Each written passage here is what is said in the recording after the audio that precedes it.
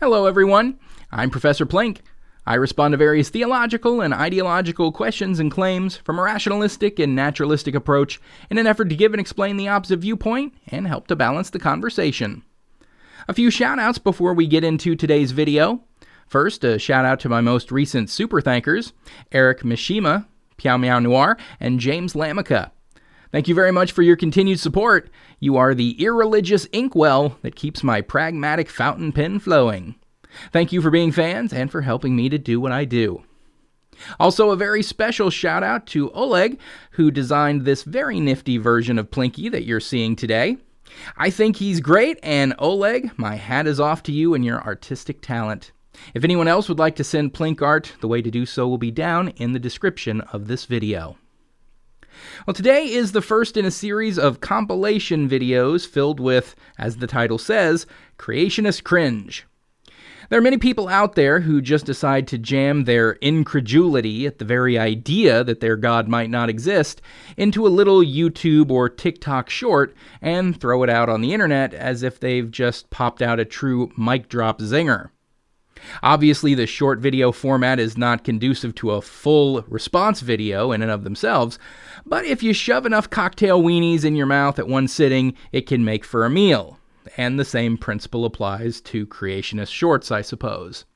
So let's have a look at some of them and see what nuggets of theistic wisdom they have for us.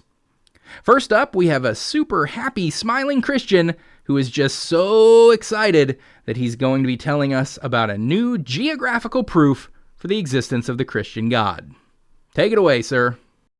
I'm about to show you absolute proof that God is real and the Bible is true. The Saudi Arabian government has finally allowed people to take pictures of the true Mount Sinai, the place where God came down in a fire and appeared to Moses according to Exodus chapter 19, verse 18. So here it is. You can literally see the top of the mountain is burnt. And right next to the mountain is this rock right here that's split in half. The very rock that God told Moses to strike so that water would come out. This really happened. God is real and the Bible is true. So there is so much wrong with this. A, there's massive disagreement over whether or not Jabal al-Awals, the mountain that he's referring to in this video, is actually supposed to be the biblical Mount Sinai. There are papers and articles written by biblical scholars and anthropologists that dispute the notion of the two mountains being one and the same. Despite the fact that there are several possible locations for the biblical location, the current frontrunner for the title is Jabal Musa in Egypt. So much so that Jabal Musa is its alternative name, and it is most commonly known as Mount Sinai. The place where it is located is even called the Sinai Peninsula. B, the reason the rocks at the peak of Jabal al-Awals are black is because they're mainly composed of metamorphosed volcanic rocks. This means that they've been formed from geological heat and pressure. Not at all that they were in any way scorched by fire. Burning a rock does not change its composition. If I had a hunk of granite and held a blowtorch to it, even if I did it for an hour, sure, there'd be scorch marks on the rock, but it's still a hunk of granite. The rocks at the peak aren't scorched. They aren't burnt. They were formed from volcanic activity. It takes a complete geology illiterate to see metamorphic rock and think that they were just scorched by fire. And then C, let's say you're right about Jabal al-Awals being the biblical Mount Sinai. Let's say Moses led his people there and they camped out below while he went up the mountain and all that jazz. Its existence proves nothing else in terms of the more miraculous claims. It doesn't prove that there was a burning bush that wasn't consumed in the fire. It doesn't prove that God spoke through that bush to Moses. It doesn't prove that a snake of fire burned 10 commandments out of the rock. It doesn't prove that Moses struck a rock and broke it in half. It doesn't prove that water came out of that rock. It doesn't prove any of this. All it proves is that a real location was the setting for some of the claims of the Bible. And if so, so what? You know, Jerusalem is a real place. But the fact that it's real doesn't mean that Jesus actually healed a blind man there. It's just like how King's Cross Railway Station being real doesn't mean Harry Potter really departed for Hogwarts from there. So let's move on from there and jump over to another cringe from Capturing Christianity and our old buddy Cameron Bertuzzi. So what is the definition of an atheist? It'll sound slightly provocative because we don't have the context here. So I think that properly we should define theism as the view that there's at least one God, and atheism is the view that there are no gods. To identify all of the positions, I think the terminology is most simple and you get the kind of cleanest structure if you define it the way I do. Atheists then are people who believe that there are no gods.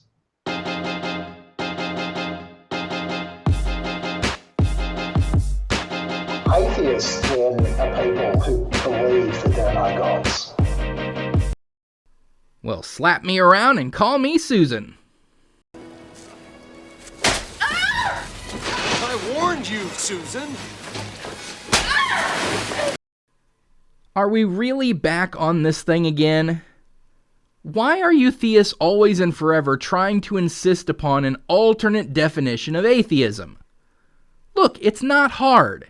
It's pretty damn basic, actually. The guy even gets the definition of theism right, so he's almost there. Theism means the belief in a god or gods, yes. But the prefix a means not or without. It is a prefix of negation, such as in asexual, meaning without sexuality. Amoral, meaning without morality. Not immoral, which would be holding negative morals, but without moral thought or concern at all. Agnostic, well, Gnostic means knowing, so agnostic means without knowing. So if theism means believing in God or gods, then atheism literally means without belief in God or gods. That's it. Period. Simple application of a simple prefix to a simple word. But of course theists want to try to force atheism into a positive belief stance. And it's easy to see why. Theists are always on the defensive because they're in a position to have to explain and justify their positive belief in a deity. But atheists don't have any such requirement. One does not have to prove a lack of a belief. And if the theists can just manage to turn all of atheism into a positive belief, then the atheists would be on the defensive in order to support their position. So if they can just get it to change from atheism means a lack of a belief in any god or gods, and turn it into atheism means believing that there is no god or gods, then suddenly they can attack the positive beliefs of the atheists and be on the rhetorical offensive for a change. But it's not going to work, fellas. You don't get to redefine words as you like to make your rhetorical position stronger.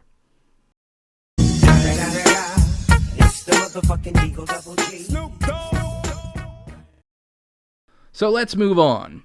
And oh no! This next guy is totally going to back us atheists into a corner. Get ready. If you're an atheist, I'm about to put you in a corner right now. Help. Police. Murder. Because I am going to ask you a very hard question, and you will not be able to answer it. I would be a very rich man if I got $1 for every time an atheist said these 3 words to me. Who made God? But let me flip that question back on you, Mr. Atheist. If you don't believe that God created you, the only other logical conclusion you can draw is that the universe created you. So if you believe that the universe created you, who created the universe? Oh boy. You just don't get it, pal. Here, let me break it down for you.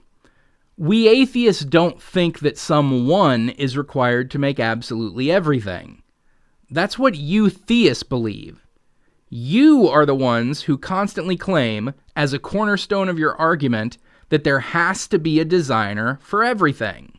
Such thing as basic molecules, it's incredibly complex. The most basic so-called molecule is so complex. What I'm trying to make you realize is that everything is intelligently designed. Everything you see, from the atom to the universe, the flowers, the birds, the trees, the sun, the stars. So try to follow me here. If it is your theistic position that everything that has complexity has to have an intelligent designer, then it stands to reason that the most complex thing ever, God himself, would necessarily require a designer as well. It isn't that we atheists think this line of thinking is true. We're just trying to get you to realize that it is flawed reasoning by the insertion into it of the very entity you're trying to prove. This is where theists will fall back onto special pleading. You insist that everything complex has to have a designer for its complexity, but the immensely complex God that you believe in does not need to have a designer for his complexity because, well, he just doesn't. He's God, and that means he doesn't count in the whole complexity requires a designer thing. And that is not adequate justification for exempting God from the supposed requirement for intelligent design. So when an atheist asks you, who made God, we aren't asserting our agreement with your standpoint about complexity requiring a designer. We're just showing you how that line of thinking fails. So then, when you try to back us into a corner by saying, well, if you believe the universe made you, then who made the universe, huh? Haha, gotcha, mic drop. Well, no, it's not. Because we don't necessarily think that complexity requires design. That's your position, not ours. See, we can hold your feet to the proverbial fire with that because it's your line of thinking. You can't turn it back around on us because it's not our line of thinking. I tend to think that if you have ever actually asked an atheist this, which I severely doubt you have, then if they then fell silent, it was only because they couldn't believe you don't understand this, and were just dumbfounded with how ridiculous you were being. Well, let's get in one more real quick for good measure. Okay. See, throw it back. Start a riot. See, throw it back. Start a riot. See, throw it back. Start a riot. Really? Looks like I picked the wrong week to quit sniffing glue.